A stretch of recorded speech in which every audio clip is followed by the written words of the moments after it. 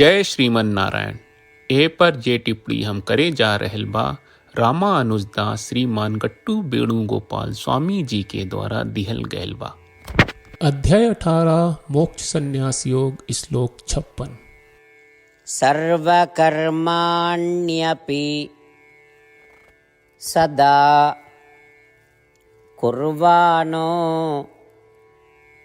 मद्व्यपाश्रयः मत्प्रसादात् अवाप्नोति शाश्वतं पदम् अव्ययम्। ओम। गीताचार श्री कृष्ण परमात्मा अर्जुन समेत हमनी सबके मोक्ष संन्यास योग सिखा रहल बानी। परमात्मा कह रहल बाड़न, हे अर्जुन, जेकरा हमरा प्रति भक्ति बा और हमरा के सब काम के कर्ता मानत बा, उ लोग हमरा कृपा से हमरा सनातन निवास में पहुंच जाला। उ लोग हमरा के सही मायने में औरी पूरा तरीका से पावेला। अरे अर्जुन, जे लोग भले ही स्वेच्छा से कर्म करेला, अगर हमरा के आपन सब कर्म के कर्ता के रूप में रखेला तो हमरा कृपा से हमरा सनातन निवास में पहुंच जाला। उ लोग हमरा के सही मायने में औरी पूरा तरीका से पावेला। ई कह के श्री कृष्ण परमात्मा ई साफ कर रहल वाले कि हर समय और हर परिस्थिति में श्रीमन नारायण के शरण लेके ई समझ के कि श्रीमन नारायण सब कर्म के करता हवे, मनुष्य पूरा तरह से श्रीमन नारायण के प्राप्त करेला। उ शाश्वत और स्थायी परम अवस्था के प्राप्त करेला। यही से हमनी के श्रीमन नारायण के आपन सब कर्म के कारण मानल जाए। कर्ता और जिम्मेदारी श्रीमन नारायण पर छोड़ दी। हर काम के श्रीमन नारायण की सेवा के रूप में मान के करी। श्रीमन नारायण के प्राप्त के बनावल जब लक्ष्य हमनी के जीवन के और हमनी के खाली श्रीमन नारायण की पूजा करब और शरण ले हमनी के श्री कृष्ण परमात्मा के वचन के श्लोक के रूप में जैसन वा वैसने दोहरावे के कोशिश करी जा। सर्वकर्माण्यपि सदा कुर्वाणो मद्व्यपाश्रयः मत्प्रसादात् अवाप्नोति शाश्वतं पदमव्ययम्। श्रीमद् भगवत गीता का पूरा सार श्री कृष्ण परमात्मा ने अध्याय 18 के श्लोक 65 से 70 में 8 काम करे खातिर दिले बाड़े। श्री कृष्ण कहले, हम ओ लोगन से प्रेम करनी जो लोग इन 8 बातन के मान तारे। हम ओ भक्तन के हर तरह से रक्षा करब। श्री कृष्ण परमात्मा के द्वारा बोलल गईल संपूर्ण भगवत गीता सुनला के बाद अर्जुन कहले, करिष्ये वचनम त्वा, जेके मतलब बा कृष्ण मैं वही करब जौन आप कही। यही कारण बा श्री कृष्ण अर्जुन के हर तरह के सफलता आ विजय प्रदान करेले। आई परमात्मा के आपन व्रत देई कि हमनी के ये 8 गौ कर्म के पालन करी जा। ई वचन परमात्मा के देवे से बड़न कौनो पूजा तपस्या यज्ञ नहीं। हम 8 प्रण कहब जौन हमनी के करे के चाहिए। आप सब कृपया इन्हन के आपन दिमाग और दिल में सोची।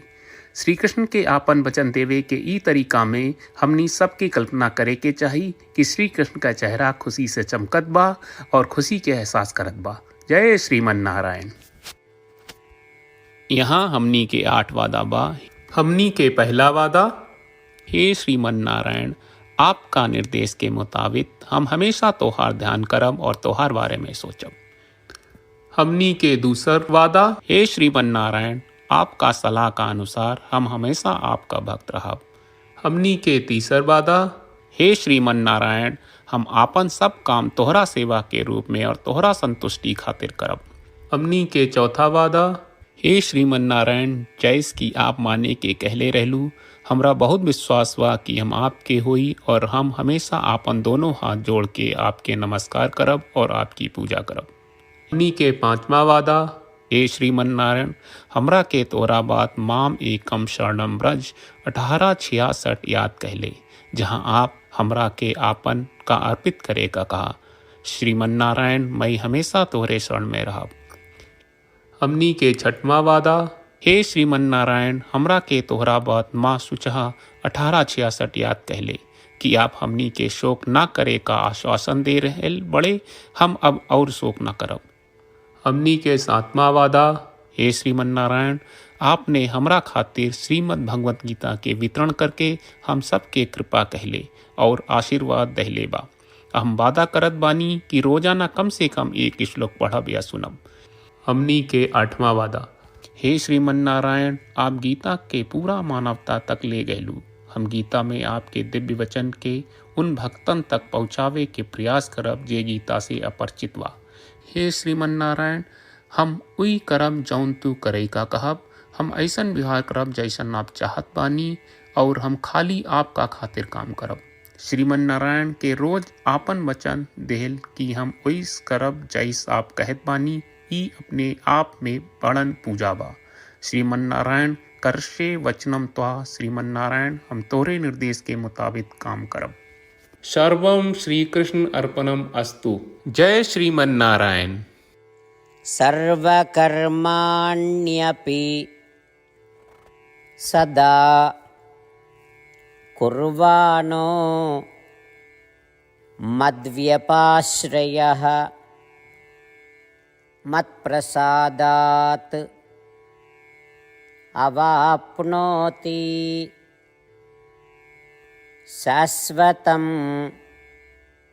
पदम् अव्ययम्। ओम सर्वकर्माण्यपि सदा कुर्वाणो मद्व्यपाश्रयः मत्प्रसादात् अवाप्नोति शाश्वतं पदमव्ययम्। जय श्रीमन नारायण। सब भक्त लोगों से विशेष अनुरोध बा, जीवन में हर चीज में हमनी के तत्कालिक और प्रभावशाली परिणाम की अपेक्षा रहेला। एकरा खातिर आइए रोजाना 1 मिनट के समय निकालल जाए और नारायण आश्रम पढ़ल जाए। नारायण आश्रम प्राप्त करे खातिर नारायण आश्रम वेबसाइट पर जाई जो www.narayanashram.org है और पंजीकरण में आपन नाम और ईमेल दर्ज करी। आपके द्वारा प्रदान कईल गई ईमेल पर आपका एक नारायण आश्रम PDF प्राप्त हुई। PDF में एक रामायण श्लोक, एक गीता श्लोक और एक विष्णु नामम बा। ये तीनों के मिल के नारायण आश्रम कहल जाला। हर व्यक्ति के ये श्लोक के अलग अलग संयोजन मिलेला। जब हर कोई 24,000 भक्तन के साथ रोजाना आपन नारायण आश्रम पढ़त आ सुनत बा ता हर दिन संपूर्ण रामायण का 1 दौर, श्रीमद् भगवत गीता पारायण के 33 दौर और श्री विष्णु सहस्त्रनाम स्तोत्र पारायण के 24 दौर प्रतिदिन पूरा होएला। ई एक बहुत ही उल्लेखनीय और विलक्षण परिणाम बा जौन हर एक दिन ऐस करे से निकलेला। ई कारण बा कि आप और आपके परिवार के सदस्य तुरते जाके आपन नारायण आश्रम प्राप्त करी। जय श्रीमन नारायण।